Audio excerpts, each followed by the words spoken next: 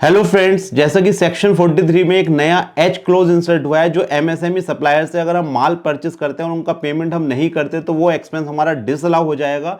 इस H close में काफी लोगों को बहुत ज्यादा प्रॉब्लम्स आ रही हैं, कब से एप्लीकेबल है, ट्रेडर्स के ऊपर लगेगा या नहीं लगेगा, 60 दिन में पेमेंट करेंगे तो क्या होगा। तो इस तरह के काफी सारे क्वेश्चंस और बेसिक अंडरस्टैंडिंग के साथ हमने एक पीपीटी तैयार करी है जो बहुत ज्यादा हेल्पफुल होने वाली है। इसमें हम सारी चीजें कवर करने वाले हैं वन बाय वन। तो बिना देरी करे दोस्तों स्टार्ट करते हैं आज की वीडियो। Let's start.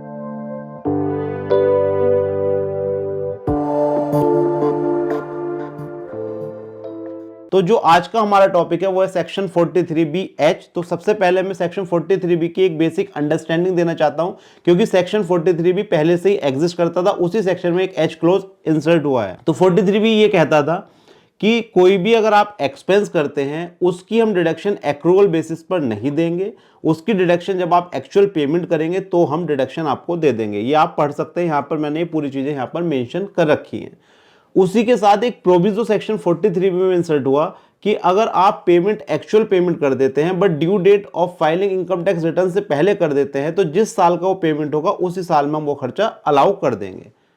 ये मैं अभी आपको बता रहा हूँ सेक्शन 43B। अभी मैं क्लोज एच के ऊपर नहीं आया हूँ। फॉर एग्जाम्पल 23-24 का जो एक्सपेंस है, अगर आपने जो ड्यू डेट है फाइलिंग की आईटीआर की उससे पहले पे कर दिया है तो आपको 23-24 में वो एक्सपेंस अलाउ हो जाएगा। ये सेक्शन 43B पहले से एग्जिस्ट करता था। अब मैं आपको ले चलता हूं जो क्लोज एच आया है, सो दैट आपको बहुत ही इजी तरह समझ में आ जाए। बस ये प्रोविजो आपको ध्यान रखना है। तो अब हम चलते हैं डायरेक्ट पीपीटी पर। Impact of section 43BH on MSME. 43BH से क्या इंपैक्ट पड़ेगा, बिजनेस के लिए क्या इंपैक्ट होगा, कैसे खर्चा डिसअलाउ होगा, सारी चीजें हम वन बाय वन पढ़ेंगे। देखिए, आप पहली स्लाइड में हो सकता है कुछ चीज समझ में ना आए, सेकंड में ना समझ में आए, बट आपकी सारी जो स्लाइड्स हैं वो अंडरस्टैंड मतलब एक दूसरे से लिंक है, तो आपको कहीं ना कहीं समझ में आएगा। अगर नहीं आता तो आप वीडियो को दोबारा रिपीट करके देख सकते हैं। तो सबसे पहले तो इसका इंट्रोडक्शन, ये कब से स्टार्ट हुआ है। तो ये सेक्शन इंसर्ट हुआ है with effect from 1 April 2023। Close H of section 43B। तो ये जो एप्लीकेबल है ये असेसमेंट ईयर 2024 और 25 के लिए एप्लीकेबल होगा। तो सबसे पहले जो हमारा ये फाइनेंशियल ईयर 31 मार्च 2024 को जो खत्म हो रहा है, इसमें हमें इन चीजों का ध्यान रखना चाहिए। अब ये सेक्शन कहता क्या है बेसिकली उसे समझते हैं। 43B मैंडेट्स करता है, 43B मैंडेट्स दैट एनी सम, कोई सा भी सम पेबल टू रजिस्टर्ड एमएसएमई। यहां पर एक एक चीज बहुत इंपॉर्टेंट है। कोई सा पेमेंट हमने रजिस्टर्ड एमएसएमई को करा है, एमएसएमई कौन सा, माइक्रो या small enterprises, before the due date, before the due date. अब ये ड्यू डेट इनकम टैक्स वाली नहीं है, यहां पर मार्क करने वाली बात है। इन्होंने ड्यू डेट एज पर सेक्शन 15 ऑफ एमएसएमई एक्ट। तो बेसिकली 43BH ये कहता है कोई सा भी सम अगर आप पेबिल है, मतलब आपको देनदारी है रजिस्टर्ड एमएसएमई की, एमएसएमई कौन सा, माइक्रो और small, before the due date, और उसका पेमेंट आपने करना before the due date. Due date कौन सी, एज पर सेक्शन 15 ऑफ द एमएसएमई। यहां पर इनकम टैक्स की बात नहीं हो रही, MSME act. Violation of the provision would invite disallowance of the expenditure. अगर आप इस प्रोविजन को वॉयलेट करते हैं तो आपका एक्सपेंडिचर डिसअलाउ हो जाएगा from computing total income, and deduction shall be subsequently allowed only after actual payment. तो कुल मिलाकर अभी मुझे ये बात समझ में आती है, अगर मेरा कोई सम एमएसएमई जो माइक्रो और स्मॉल एंटरप्राइज है उसका पेबिल है और मैं ड्यू डेट के अंदर अंदर, ड्यू डेट कौन सी, एमएसएमई वाली, नहीं पे करता हूं तो वो खर्चा मेरा डिसअलाउ हो जाएगा, और जब मैं उसका एक्चुअल पेमेंट करूंगा उस साल में मुझे वो खर्चा मिल जाएगा। अभी यहां पर बहुत सारी चीजें हैं इसमें कि माइक्रो और स्मॉल एंटरप्राइजेस क्या होते हैं, ड्यू डेट क्या होगी, डिसअलाउ होगा तो उस केस में क्या होगा, तो वो हम वन बाय वन डिस्कस करेंगे। आगे चलते हैं। सबसे पहले इन्होंने बताया कि माइक्रो एंटरप्राइजेस और स्मॉल एंटरप्राइजेस क्या होते हैं। तो माइक्रो एंटरप्राइज की बहुत सीधी सी डेफिनेशन दे रखी है, enterprises with an investment in plant and machinery और इक्विपमेंट नॉट एक्सीडिंग 1 करोड़। भाई वो वाले एंटरप्राइजेस जिनका इन्वेस्टमेंट जो है प्लांट एंड मशीनरी में 1 करोड़ रुपए तक है, एंड यहां पर एंड और नहीं है, प्लस टर्नओवर जो है 5 करोड़ से ज्यादा नहीं, मतलब investment 1 crore plant and machinery में और टर्नओवर 5 करोड़, तो वो आ जाएगा माइक्रो एंटरप्राइजेस की डेफिनेशन में। स्मॉल में वही चीज 10 करोड़ कर दी इन्वेस्टमेंट और टर्नओवर 50 करोड़। तो यानी आपको ध्यान रहेगा 1 करोड़ प्लस 5 करोड़ आपका जो है ये हो गया माइक्रो, और 10 करोड़ 50 करोड़ ये हो गया स्मॉल। अगर ये वाली डेफिनेशन मीट कर रही है तो आप इसके दायरे में आ रहे हैं। अब इन्वेस्टमेंट की वैल्यू कौन सी होगी, प्लांट एंड मशीनरी कौन सी वैल्यू से हम पता लगाएंगे 1 करोड़ है 50 करोड़ है, तो उसका मैंने यहाँ पर एक एक्सप्लेनेशन दे रखा है कि आरबीआई 2021 ये सर्कुलर था, यहाँ पर इन्होंने डिफाइन कर रखा है जो वैल्यू आप देखेंगे प्लांट एंड मशीनरी की वो होगी WDV, written down value as at the end of the financial year as defined in the income tax act and not cost of acquisition, मतलब इसका ओरिजिनल प्राइस नहीं देखा जाएगा। जो WDV होगी एज पर इनकम टैक्स के depreciation लगाने के बाद उस WDV से हम पता लगाएंगे कि वो स्मॉल है या माइक्रो है, तो उससे हम आइडेंटिफाई कर सकते हैं। तो यहां पर मैंने आपको केवल अभी क्या बताया, माइक्रो एंटरप्राइजेस कौन से होते हैं, स्मॉल एंटरप्राइजेस कौन से होते हैं। माइक्रो में और स्मॉल में आप इन्वेस्टमेंट वैल्यू जो देखेंगे प्लांट मशीन, वो WDV होगी as on the last date of the financial year. ये चीज हमारी क्लियर हो गई है। आगे चलते हैं। ये amendment, how does the amendment affect deductions for payment, ये अमेंडमेंट कैसे इंपैक्ट करने वाली है, तो देखते हैं। The amendment stipulates that payment to micro and small enterprises which are delayed beyond the time limit specified 15 can no longer be claimed। अभी हमें एक चीज रह गई है, ड्यू डेट कौन सी होगी। अगर हम ड्यू डेट के अंदर पेमेंट नहीं करते हैं तो वो डिसअलाउ हो जाएगा, ये चीज क्लियर हो गई। सर्टेन डिडक्शन अंडर सेक्शन, देखिए मैंने 43 भी आपको स्टार्टिंग में बताया था, सर्टेन डिडक्शन अंडर सेक्शन 43 भी कुड बी क्लेम्ड, वो क्लेम हो सकती है on accrual basis if the payment was made by the due date of furnishing return of income as per income tax। 43 में मैंने पहले बताया था कि उसी साल में वो खर्चा मिल जाएगा एक्रूवल बेसिस पर, अगर आप उसका payment due date of income tax में पे कर देते हैं, वो प्रोविजो ऑलरेडी था। हाउएवर, यहां बहुत ज्यादा important, however with the proposed amendment such payment will only be allowed as deduction upon actual payment and the proviso to section 43B allowing accrual based deduction does not apply। यहां पर बहुत ही important चीज दोस्तों ये है कि जो proviso section 43B में था, वो प्रोविजो H के लिए, क्लोज H के लिए एप्लीकेबल नहीं होगा। इट मींस दैट अगर आप कोई पेमेंट ड्यू डेट से पहले भी कर देते हैं तो उसका खर्चा हम उस फाइनेंशियल ईयर में नहीं क्लेम करेंगे, रादर देन हम सेकंड फाइनेंशियल ईयर में क्लेम करेंगे जिस ईयर में आप पेमेंट करेंगे। इसे मैं एग्जांपल के साथ लास्ट में आपको और समझाऊंगा। कुल मिलाकर आप ये समझिए, जो प्रोविजो 43B पे एप्लीकेबल होता था वो H क्लोज पर एप्लीकेबल नहीं होगा। आगे चलते हैं, बहुत ही बढ़िया। आप देखिए समझ के चलेंगे तो बहुत कुछ भी भारी नहीं है, बहुत इजी है, आपकी सारी चीजें समझ में आ जाएंगी। अब आता है, देखिए हम बहुत देर से मैं कह रहा हूं पेमेंट आप within due date of MSME, within due date MSME करिए, बट क्या ड्यू डेट होगी, तो यहां पर इन्होंने इस चीज को भी एक्सप्लेन कर दिया है। What is the time limit for making payment to micro and small enterprises as per the MSME beyond which deduction will only be allowed. तो सेक्शन 15 जो है MSME एक्ट का, ये बताता है payment to micro and small enterprises must be made within the time specified in the written agreement which cannot exceed. देखिए अगर आपने कोई एग्रीमेंट कर रखा है तो एग्रीमेंट के हिसाब से 45 डेज की लिमिट आपके ऊपर एप्लीकेबल होगी। इससे ज्यादा की लिमिट आप नहीं कर सकते, इससे कम की लिमिट आप कर सकते हैं। If there is no written agreement payment must be made within 15 days. और अगर आपका कोई एग्रीमेंट नहीं है तो 15 दिन हम लेकर चलेंगे as per section 15 of MSME act कि 15 दिन के अंदर अंदर आपको पेमेंट करना होगा।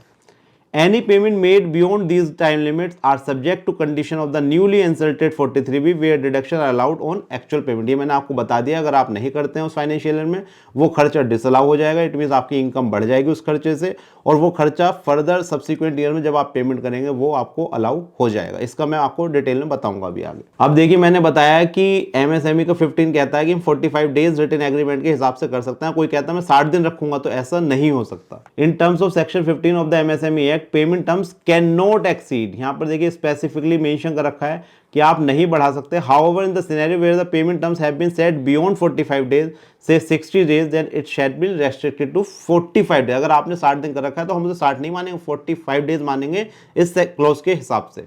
आगे चलते हैं। How does this amendment impact the filing. अब ये अमेंडमेंट कैसे इंपैक्ट करेगी फाइलिंग ऑफ ITR।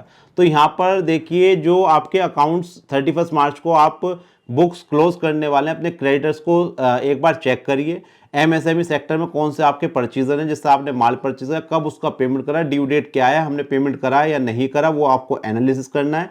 और यहाँ पर जो चार्टेड अकाउंटेंट है, ऑडिटर की भी रेस्पॉन्सिबिलिटी है कि वो एक बार आइडेंटिफाई करे पूरे क्रेडिटर्स के लिस्ट को और जो डिसअलाउंस होने हैं उसे रिपोर्ट करे, सो दैट जब उसकी ITR फाइल होगी तो वो वाले डिसअलाउंसेस ऐड होकर उस पर भी उसे टैक्स देना होगा। तो यहाँ पर ये चेंज होने वाला है। आगे चलते हैं। अब यहाँ पर बहुत ज्यादा इंपॉर्टेंट क्वेश्चन है, क्या इस अमेंडमेंट में जो ट्रेडर्स होंगे वो भी आएंगे।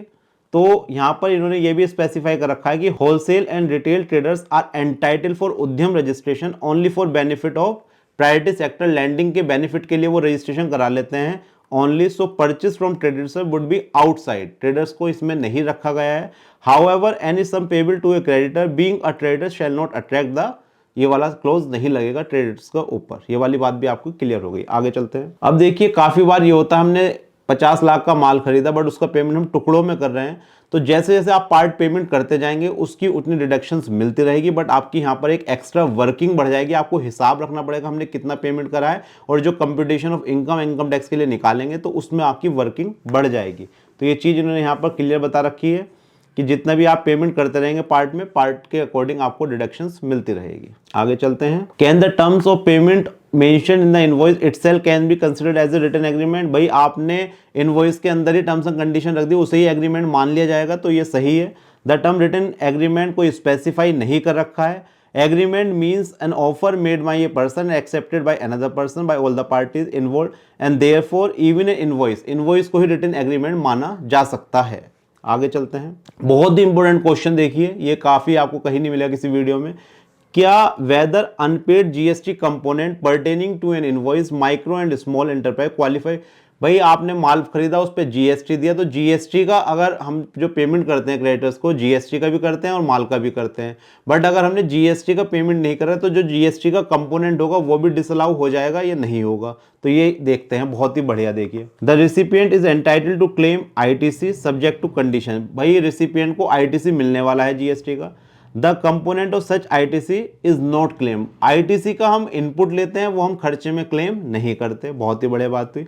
Hence it is an asset which can be set off against the GST liability where the GST component represented by way of ITC was not claimed as expenditure.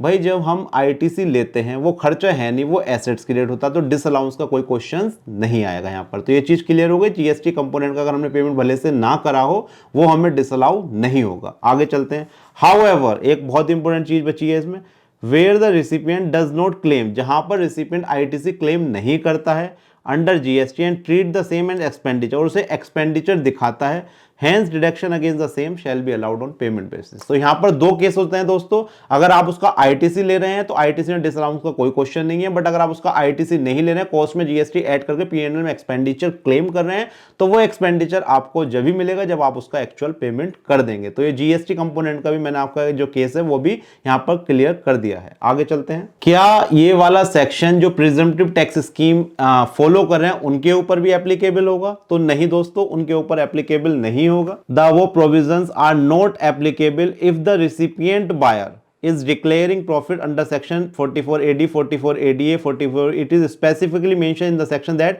notwithstanding, it means अगर आप प्रेजेंटिव basis पर tax जमा कर रहे हैं और आप MSME sector से कुछ माल परचेज कर रहे हैं तो आपके ऊपर ये सेक्शन एप्लीकेबल नहीं होने वाला। आगे चलते हैं। Is this amendment applicable to the transaction on or after 1 April 2023 or is applicable for old outstanding? नहीं। तो दोस्तों ये बात भी यहाँ पर गवर्नमेंट ने क्लियर कर दी है कि ये वाली जो amendment applies only to any expenditure incurred on or after 1 April 2023 के बाद जो भी आप परचेस करने वाले हैं उसके ऊपर एप्लीकेबल है। Hence invoice issued on or after 1 April 2023 shall be taken into consideration. तो ये एप्लीकेबिलिटी भी मैंने आपको बता दी है। आगे चलते हैं। अब ये अमेंडमेंट आ गई है तो कैसे इसका एमएसएमई सेक्टर फायदा ले सकते हैं ये चीज भी मैं आपको बता देता हूं।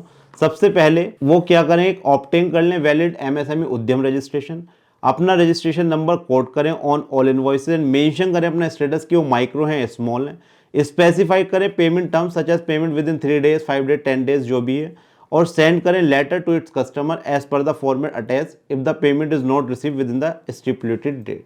तो जब आप कोई किसी को बिल दे रहे हैं टर्म्स एंड कंडीशन अपने बिल में ही लिख दीजिए, एमएसएमई रजिस्ट्रेशन कोड करिए, बताइए आप माइक्रो हैं स्मॉल है, सो दैट दूसरी पार्टी जो माल परचेस कर रही है उसे पता रहेगा और वो पेमेंट के लिए जागरूक हो जाएगा, आपका पेमेंट टाइमली वो करेगा। तो दोस्तों ये थी एक छोटी सी वीडियो, इसमें मैंने सारी चीजें आपकी कवर करी हैं। अब मैं आपको बता देता हूं बेसिकली इसमें क्या होगा, डिसअलाउंस कैसे होंगे, कैसे एडबैक होगी इनकम का, वो मैं आपको एग्जांपल के माध्यम से बता देता हूं। फॉर एग्जांपल जैसे अभी आपका फाइनेंशियल ईयर 2023-2024 चल रहा है, आपने यहां पर दिन निकाला net profit as per books आपका 10 लाख रुपए आता है, और आपने क्रेडिटर्स को एनालिसिस करा और कुछ क्रेडिटर्स का पेमेंट आपका एमएसएमई सेक्टर में आपने चेक करा और कुछ का पेमेंट नहीं हो पाया है, तो वो क्रेडिटर्स का जो भी अमाउंट होगा, फॉर एग्जांपल 2 लाख रुपए, वो एडबैक हो जाएगा और आपका जो टैक्स जाएगा वो जाएगा 12 लाख रुपए पर। अब आप इस 2 लाख रुपए का जो पेमेंट है वो फाइनेंशियल ईयर 24-25 में अगर पेमेंट कर देते हैं तो 24-25 में आपका जो भी नेट प्रॉफिट होगा वो यहाँ पर आ जाएगा और ये वाला खर्चा हम सब्सिक्वेंट ईयर में क्लेम कर लेंगे। तो यहाँ पर दिक्कत क्या आ रही है, जैसे अगर आप पेमेंट नहीं करते तो आपका इस ईयर का जो प्रॉफिट वो बढ़ जाएगा, टैक्स ज़्यादा देना पड़ेगा। तो जो बंदा माल परचेस कर रहा है तो अपने टैक्स की लायबिलिटी को नहीं बढ़ाना चाहेगा और वो क्या करेगा, इंश्योर करेगा कि मैं टाइमली पेमेंट करूं। और जब टाइमली पेमेंट आएगा तो जो एमएसएमई सेक्टर है उन्हें टाइमली ऑपरेटिंग साइकिल उनकी ऑपरेट होती रहेगी। जो छोटे बिजनेस पेमेंट की वजह से बंद हो जाते हैं वो बंद नहीं होंगे, क्योंकि यहाँ पर गवर्नमेंट ने एक बहुत ही अच्छा ये क्लोज लाए हैं। तो दोस्तों ये थी एक छोटी सी पीपीटी के माध्यम से मैंने आपको समझाया। अगर आप चाहते हैं पीपीटी मैं आपको भी दूं तो आप अपनी मेल आईडी कमेंट सेक्शन में कमेंट करके मैं आपको भेज सकता हूं। और इसके सेक्शन में कोई और भी प्रॉब्लम हो आप मेरे से फ़ोन करके व्हाट्सएप पर पूछ सकते हैं। मैं पूरी कोशिश करूंगा आपके डाउट्स क्लियर करने की। तो आई थिंक दोस्तों ये बहुत ही ज़्यादा हेल्पफुल वीडियो है और जो नए ट्रेडर्स हैं, जो अपना बिजनेस अभी स्टार्ट कर रहे हैं, जो पहले से एग्जिस्ट कर रहे हैं, उन्हें बहुत ज़्यादा प्रॉब्लम्स आ रही थी, उनके साथ भी ये साझा करिए ये वाली वीडियो। और अगर आप मेरे चैनल पर नए हैं तो चैनल को अभी सब्सक्राइब करें, इस वीडियो को ज़्यादा से ज़्यादा शेयर करें। Thank you for watching this video. हम मिलेंगे नेक्स्ट वीडियो में। बाय बाय, धन्यवाद, नमस्कार।